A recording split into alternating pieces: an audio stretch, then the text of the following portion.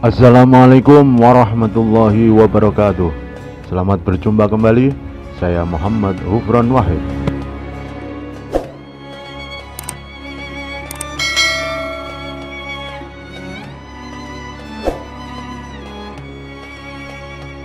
Hikmah di balik kisah Nabi Musa dan Nabi Khidir alaihissalam.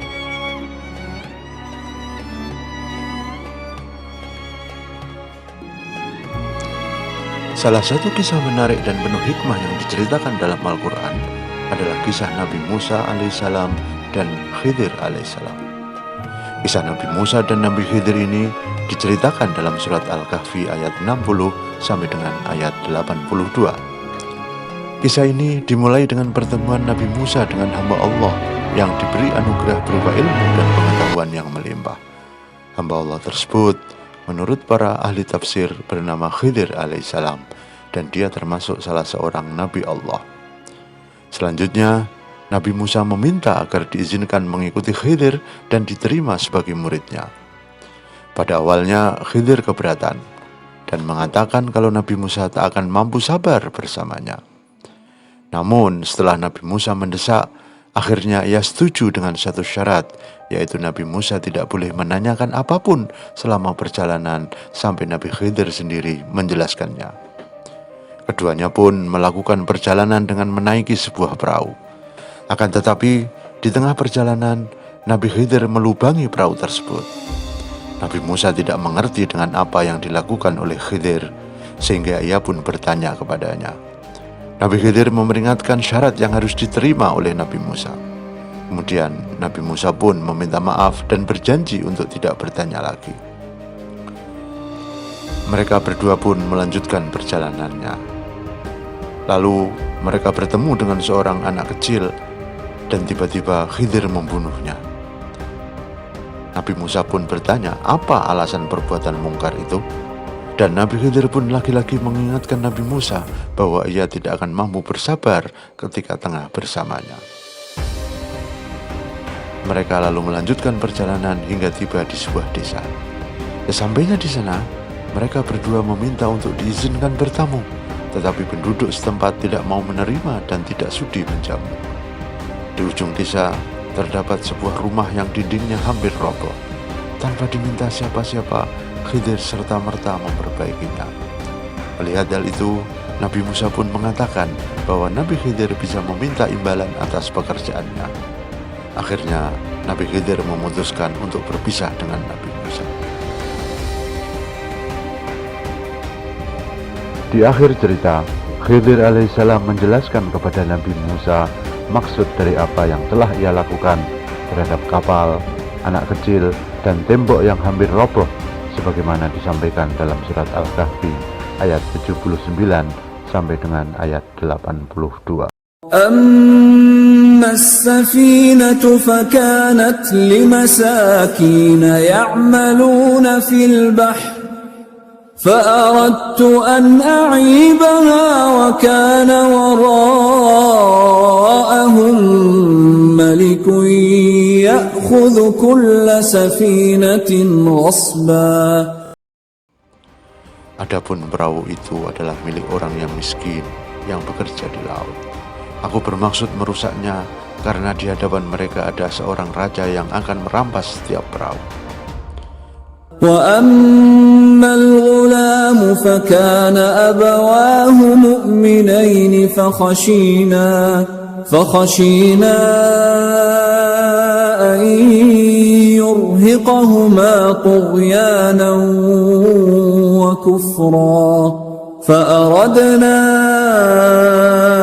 أَنْ يُبْدِلَهُمَا رَبُّهُمَا خَيْرًا مِنْهُ زَكَاةً وَأَقْرَبَ رُحْمًا. Dan adapun anak kecil itu, kedua orang tuanya mukmin, dan kami khawatir kalau dia akan memaksa kedua orang tuanya menuju kesesatan dan kekafiran. Kemudian kami menghendaki sekiranya Tuhan menggantinya dengan seorang anak laki-laki yang lain yang lebih baik daripada anak itu dan lebih sayang kepada ibu bapaknya. وأما الجدار فكان لغلامين يتيمين في المدينة وكان تحته كنز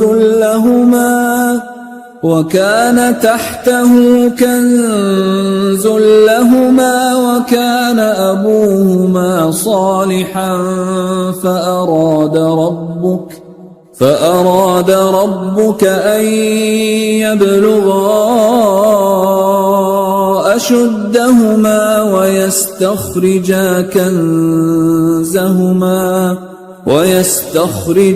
كنزهما رحمة من ربك. Dan adapun dinding rumah itu adalah milik dua orang anak yatim di kota itu, yang di bawahnya tersimpan harta bagi mereka berdua, dan ayahnya seorang yang soleh. Maka Tuhanmu menghendaki agar keduanya sampai dewasa, dan keduanya mengeluarkan simpanannya itu dengan rahmat dari Tuhanmu. Dari kisah perjalanan Nabi Musa dan Khidir ini, ada pelajaran luar biasa yang bisa kita jadikan renungan dalam menjalani kehidupan di dunia ini. Kejadian-kejadian tersebut merupakan perlambang untuk 3 hal yang sering dialami oleh manusia dan manusia tidak sabar menghadapinya. Pertama, lubang perahu. Hal ini menggambarkan bahwa kegagalan yang kita alami atau kekurangan dalam diri kita sebenarnya adalah kunci keberhasilan kita dan menjadi sebab kita selamat dari kehancuran. Pelajaran yang kedua, terbunuhnya anak kecil. Ini menggambarkan bahwa ketika kita kehilangan orang yang kita sayangi, sebenarnya itu adalah rahmat dari Allah. Dalam kisah ini ada 3 rahmat. Pertama, untuk anak itu sendiri. Dengan kematiannya di usia dini, maka ia selamat dari api neraka. Kedua, rahmat untuk orang tuanya. Mereka selamat dari kesedihan dan mungkin kehilangan iman karena memiliki anak yang durjana. Ketiga, adalah rahmat bagi masyarakat yang terselamatkan dari kemungkinan kejahatan anak tersebut ketika tumbuh dewasa. Pelajaran yang ketiga, perbaikan tembok di desa yang dipenuhi orang-orang bakhil dan cinta harta, perlambang bahwa keterlambatan datangnya rezeki, pasangan hidup, anak atau rezeki yang lain sejatinya bukan terlambat, tetapi menunggu waktu yang tepat. Dalam kisah Khidir itu, jika harta anak-anak yatim telah terbongkar sebelum mereka, si pemilik yang sah dewasa, harta peninggalan orang tua mereka akan menjadi pesta bagi penduduk desa. Maka ditundalah sampai mereka mampu mengelolanya sendiri. Demikian juga rezeki kita akan diberikan saat kita benar siap menerimanya. Tidak ada keterlambatan atas pemberian Tuhan pada kita.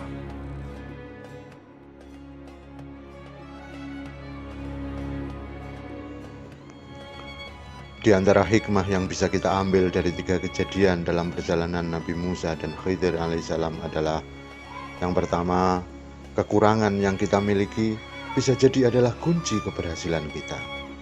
Kedua, kehilangan sesuatu yang kita cintai terkadang itu yang terbaik untuk kita. Dan yang ketiga, rezeki akan datang sesuai dengan waktunya. Tidak ada yang namanya keterlambatan rezeki. Demikianlah antara lain hikmah yang bisa kita petik dari kisah Nabi Musa dan Nabi Khidir alaihissalam.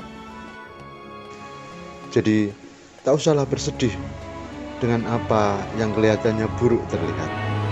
Ingat, rahmat Allah selalu ada, walau kadang tersembunyi dan kita belum mengetahuinya.